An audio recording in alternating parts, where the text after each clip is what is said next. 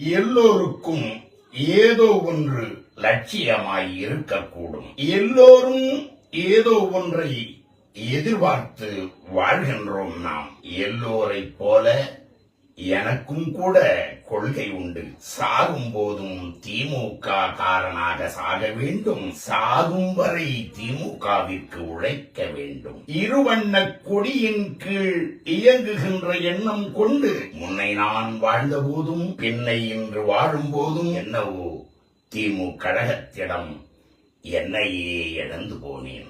அண்ணாவும் கலைஞரும் என் அணுக்களில் உறைந்து போனார். தன்மானம் இனமானம் என தமிழ் உணர்வில் நிறைந்து போனேன். கழகம்தான் வாழ்க்கையின்று காலத்தை கழித்து விட்டேன். 50 ஆண்டு காலம் என் அனுபவம் ஆயுள் யாவும் கழகமே உலகம் என்று கபடமின்றி உழன்று விட்டேன். கழகத்தில் நிலைத்திருக்க அவமானம் 1000 பட்டேன். என்னால் வளர்ந்தவனெல்லாம் என்னை இகழும் துரோகம் கண்டேன். என்னை போல் பேதை இல்லை, என்னை போல் பேதை இங்கு எவரும் இல்லை எனும்படியாய் பட்ட துயர் இங்கு கோடி கோடி கெட்டதையோ என் பெரிய குடி.